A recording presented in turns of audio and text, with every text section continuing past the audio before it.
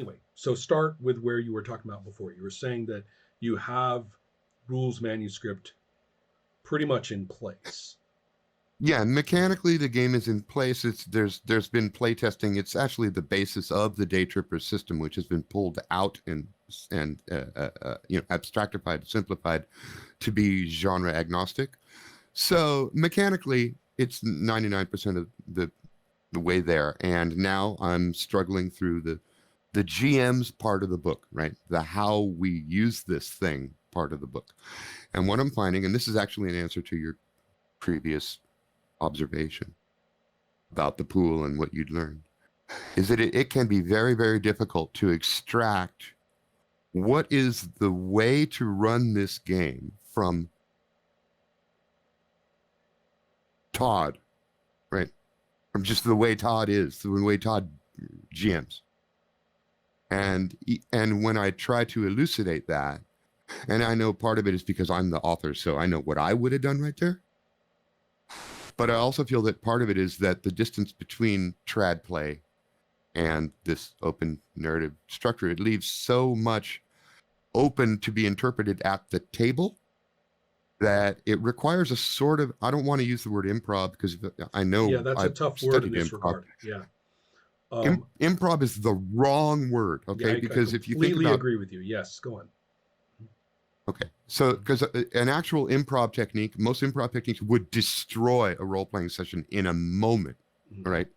So improv is the wrong word, but there is so much to be brought up spontaneously that you need to feel very comfortable doing that as a GM. And it has a lot to do with not the rules or the sentence or the structure you're about to convey, but really a lot with the mood and the tone and the color of the way that you say it. It's tricky. So here we are. That's a very interesting point. I'm going to back up to what you said just before that last part and see if I can put it in vocabulary, and you tell me whether that vocabulary actually works for you. Um, which is to say that I consider the fundamental act of role playing to be listening. And listening occurs when one person says X and then it reappears when someone else has taken X as material, that it is with Uh-huh. reincorporation, right? So the idea is that it could not have happened unless the first person was being listened to. And more importantly, that it is now in play in more so than it was when the person said it. The person says there's a candlestick on the mantelpiece. And then who knows, 3 scenes later or 3 seconds later, it doesn't matter. Someone else grabs the candlestick. And the point being that I don't care if that candlestick was written down 3 weeks before the session when whoever it was who designed the room, designed the room and said there's a candlestick there. Or whether somebody said, hey, there's a fireplace. There must be, no, there's a mantle. Must be a candlestick up there, right? And says so. Right. Or gets confirmation from whosever job it is to say that there is or The isn't. first, Right? it is a candlestick, and then at some point it may become Chekhov's candlestick. But Exactly. that's And a separate. then, right, that's phase one. And then when it becomes Chekhov's candlestick and you bash in the skull of the old man zombie, right, with it or whatever, or just light it for light. I mean, come on, it doesn't always have to be zombies. But the point is that you now have a relationship among you, and how unnoticeable this is, or rather unnoticed by the people doing it, is sometimes truly profound. Um, I mean, people will That is swear that they part of it. never do any such thing, as make up shit or, you know, do Oh yeah. anything that's not their character, and you see them do this stuff all the time. But Mhm. here's my thing: if this is the fundamental act, then if you are talking about um, tone and mood and things, I think that has a lot to do with the shared listening.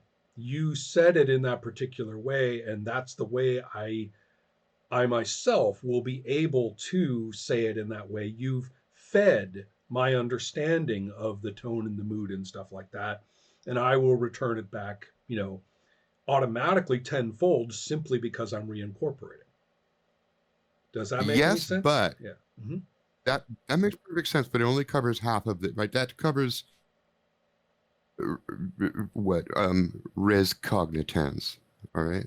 Mm-hmm. But I'm also talking about res extensa, okay? Mm-hmm. So yes, you're right about objects in the world and the spontaneous generation of them. But Right. That's more one to the thing. point, Mm-hmm.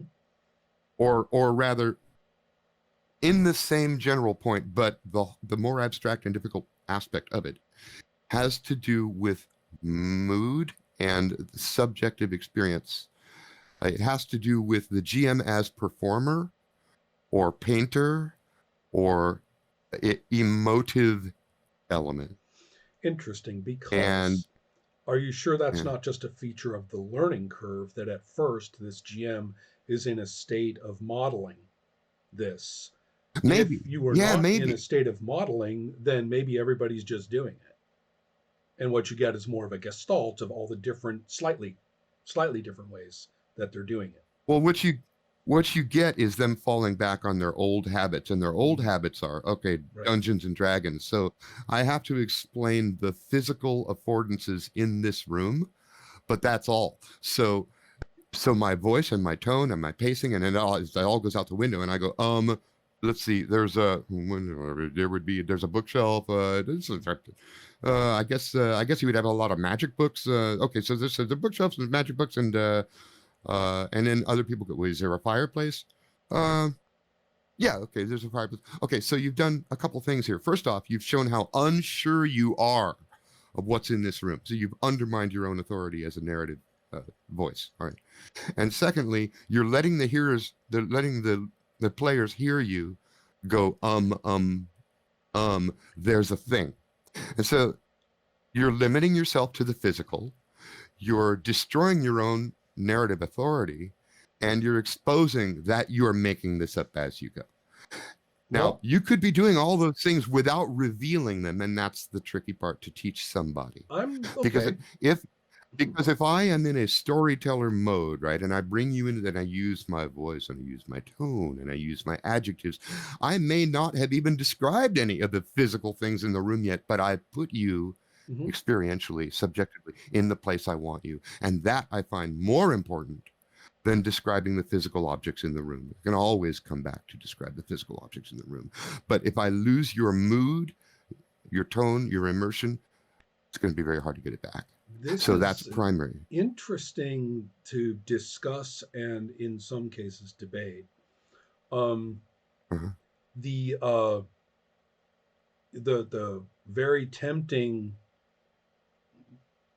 left hand turn to dive into this is yawning, at my left. The very the desire, to go into a discussion of one thing we didn't talk about just now, which was okay, there's objects, there's mood and tone, and then there's events and how they turn out, which Mhm. is a huge piece of all of this and arguably the central one. But anyway, with Hmm. but you can see how tempting it is, right, to go running down there and issues of, Oh well, yeah. again, issues of, is it really about one person dragging, teaching, cajoling, or even tricking all of these bulky ass primates who, don't know how to do it into doing it? Right. And And my so is and my that really answer the to let me model that we're please, talking about here? Right. yeah, Um, okay, yeah, and let me answer right there because there's a point of serious contention here which could open up into like illusionist GMing and evil GM, and so I need to squash that right away. Okay. mhm. Yes, that is what we're doing, but we're doing it in small loops in which I am the primer, Mm-hmm. Mm-hmm.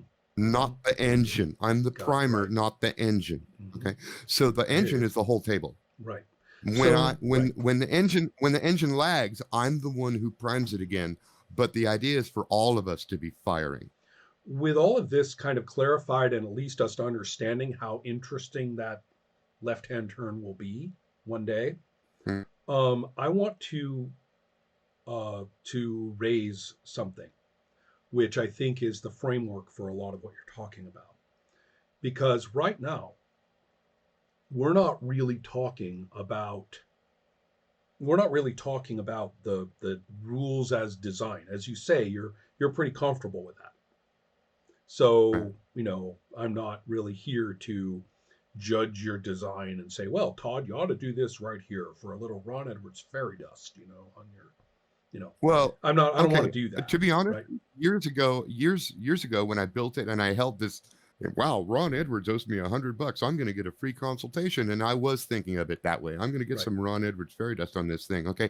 But years have gone by, and I'm well past that point, Mm-hmm. and I've actually read a lot more of your stuff now, and feel much more attuned to you than I did then. Mm-hmm. So at this moment, my goal is actually totally changed. Now my Right. goal is, okay, I've reached this hard part of explaining Right. some of the softer or more abstract elements. And so here I'd really just like to get Ron's thoughts on all this, Exactly. because Yeah. I'll bet he's been here.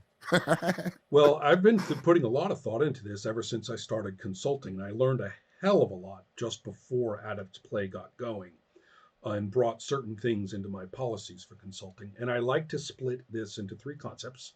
Concept number one is the one we were just talking about, design in and of itself, which I think is clear that you get good design by having a good time in play, or by having by being glad you played, even if it all fell apart, and but now you know a lot better about what to do than you did before.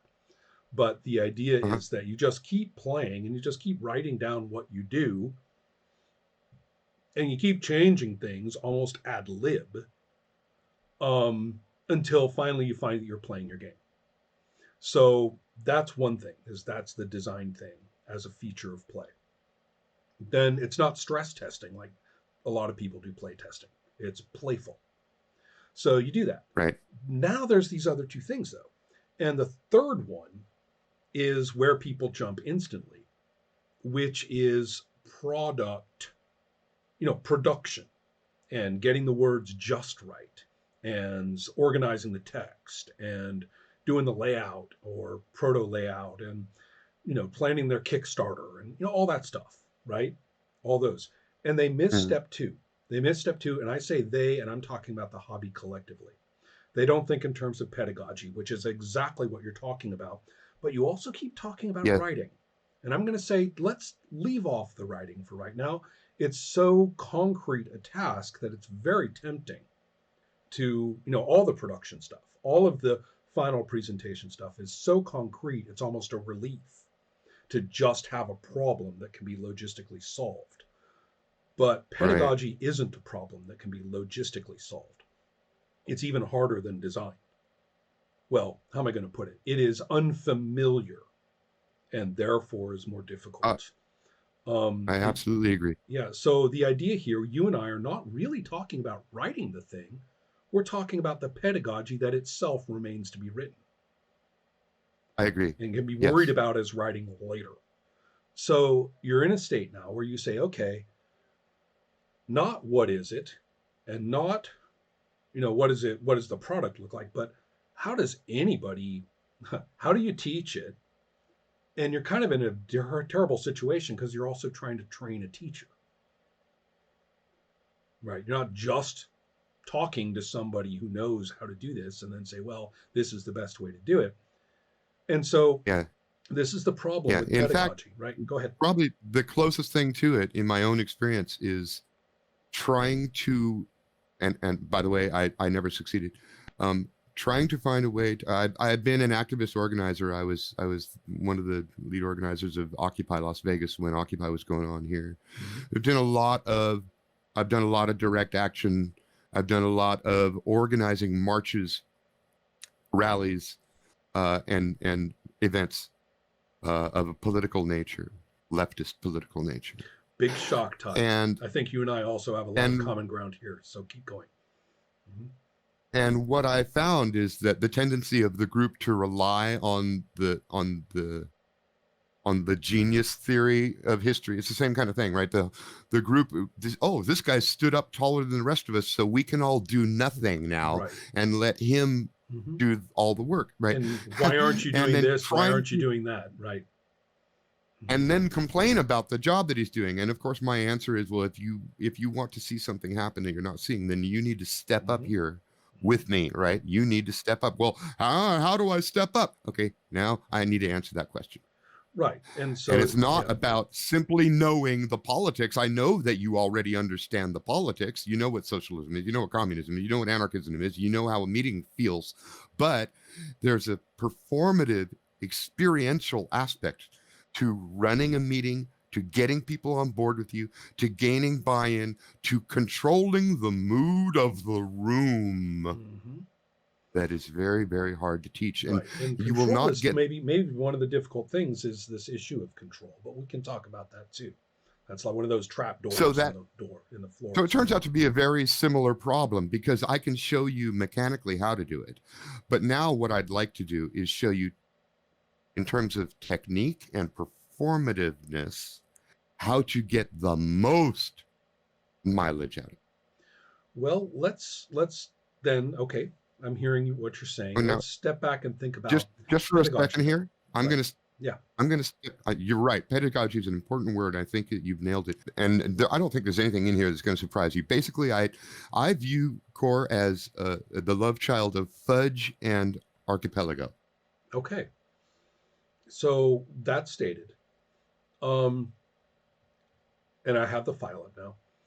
But for purpose of discussion, I'll stay general for just one more second, which is as a former science teacher over many, many years, one of the things I fought against was textbook design, the prevailing textbook design, which attempted to Uh, do three things simultaneously and failed miserably.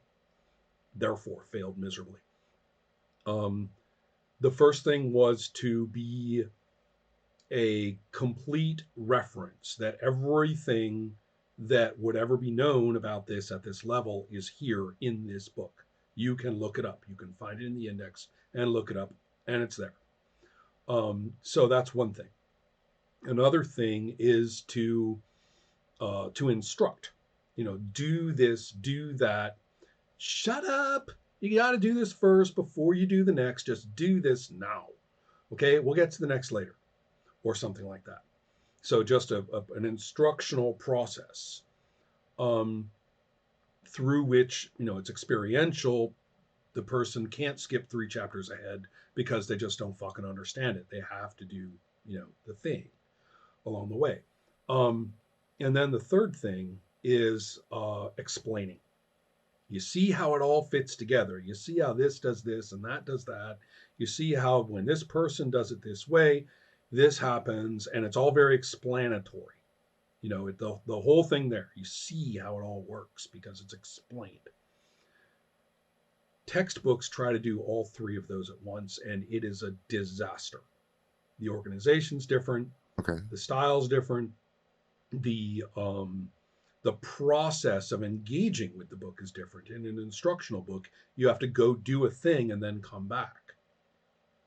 You know what? I need to inject a little bit about product right here because I hear what you're saying, and I'm sad Mhm. that this is no longer the norm, especially in indie. But if you remember, there was that glorious period back in the late '80s, early '90s when it was quite clear. Chaosium really kind of set the bar that you've got BRP, then you've got 3 books inside the box set. One of those books is the player book, one of those books is a setting book, and the other one is the How to Be a GM book.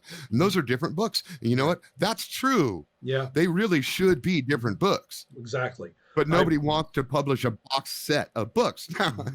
Well, and also when people split those up in some time or sometimes and in some ways, I was actually thinking of this in terms not of the different people playing, but anybody.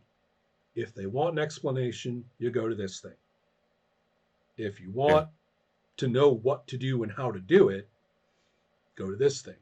If you want to have an ad lib reference, then you have to go over to this thing, the third thing. But anyway, and it didn't matter who you were, so it's not like for the GM, for the players. But Yeah, right. this three-part thing that you're talking about, Mm-hmm. I see that reflected like almost directly in the three-book structure of your typical boxed Chaosium set, Mm-hmm. uh, which again I rue the loss of because Yeah. I'm constantly fighting that. I really Mm-hmm. do want this to be 3 books, Mm-hmm. but people don't want to buy 3 books. Well, it's an interesting question. That again now becomes a presentation and marketing thing, as you rightly say.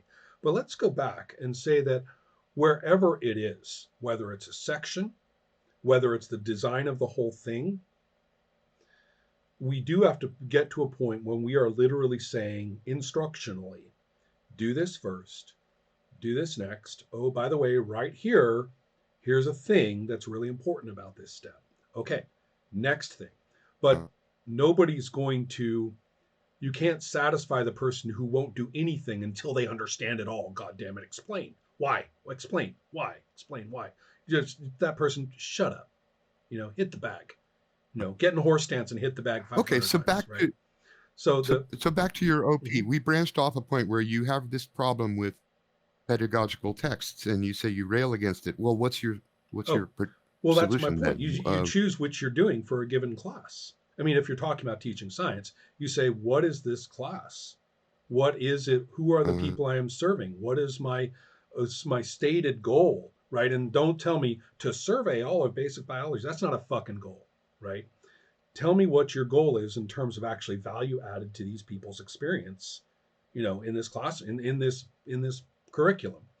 And then you say which kind of these books what makes is what you want. so basically you're saying like what? Yeah, which of these? So it's like what makes the one-on-one class different than the theory class, different than the lab, right? Or also who's coming in.